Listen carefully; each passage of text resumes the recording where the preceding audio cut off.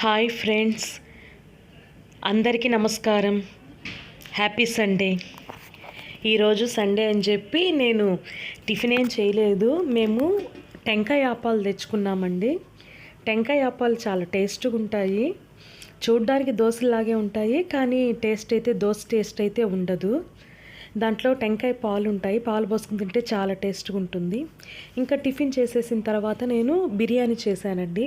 బిర్యానీ కోసం ఎర్రగడ్డలు, తర్వాత టమాటాలు, పచ్చిమిరపకాయలు అన్నీ ఏమేమి కావాలో అన్నీ కట్ చేసేసేసుకొని బిర్యానీ పాత్ర పెట్టేసేసి బిర్యానీ అయితే ప్రాసెస్ అయితే స్టార్ట్ చేసేసాను. ఈ విధంగా ఎర్రగడ్డలు, పచ్చిమిరపకాయలు అన్నీ వేసేసుకున్నాను. తర్వాత చికెన్ వేసేసాను.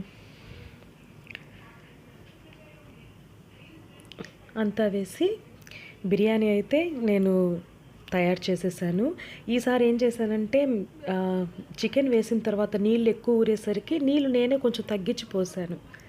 అయినా నీళ్ళు అయితే బాగా సరిపోయి బిర్యానీ అయితే బాగా అమురుకునేసింది, బాగా టేస్ట్గా వచ్చింది. తర్వాత నేను గుడ్డు పేగులు ఫ్రై చేశాను.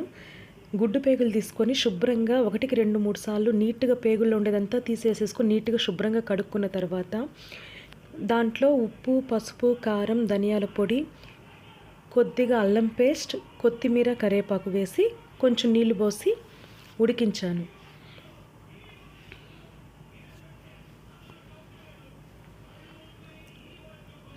ఈ విధంగా ఉడికించాను.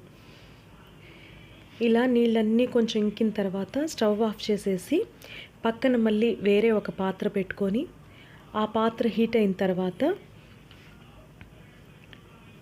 కొద్దిగా ఆయిల్ వేసుకున్నాను. ఆయిల్ హీట్ అయిన తర్వాత చెక్క, మొగ్గ వేసాను. ఆల్రెడీ నేను ఉడికించేటప్పుడు అల్లం పేస్ట్ వేసాను కాబట్టి కొద్దిగా వేసుకున్నాను. 1 స్పూన్ అల్లం పేస్ట్ వేసి ఈ విధంగా గరిటెతో కలుపుతూ ఉన్నాను. కలిపిన తర్వాత కొద్దిగా కొత్తిమీర, పుదీనా వేసాను. వేసిన తర్వాత ఆల్రెడీ నేను ఉప్పు, పసుపు, కారం ఉడికించేటప్పుడు వేసాను కాబట్టి కొద్దిగా వేసాను. ఇప్పుడు ఉప్పు, పసుపు, కారం, మళ్ళీ ధనియాల పొడి కొద్దిగా వేసి ఈ విధంగా ఉడికించిన గుడ్డు పేగులు దాంట్లో వేసాను. వేసి బాగా ఉడికిస్తూ ఉన్నాను.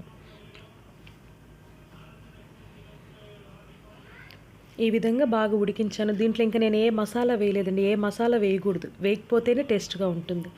తర్వాత ఆల్రెడీ నేను చాప ముక్కలు తీసుకొని వాటికి పసుపు, ఉప్పు, కారం, కొద్దిగా అల్లం పేస్ట్ కలిపేసి ఫ్రిడ్జ్లో అయితే పెట్టేశాను. వాటిని కూడా తీసేసుకొని ఇలా వేరే బాండీలు పెట్టేసుకొని కొద్దిగా ఆయిల్ వేసుకొని ఆ చాప ముక్కలు కూడా ఈ విధంగా వేయించేస్తున్నాను. ఈరోజు సండే కదా, ఏమైనా మామూలు రోజులో హడావిడిగా ఉంటాము. సండే అయితే కొంచెం ఇంట్లో తీరిగ్గా ఉంటుంది కాబట్టి నేనైతే చికెన్ బిర్యానీ చేశాను. తర్వాత గుడ్డు పేగుల ఫ్రై చేశాను. ఆ ఫ్రైయే ఈరోజు కొంచెం స్పెషల్ మా ఇంట్లో. ఈ విధంగా చేశాను. చేప ఫ్రై చేశాను. సండే అంటే కొంచెం స్పెషల్గానే ఉండాలి మామూలు రోజులతో పోల్చుకుంటే.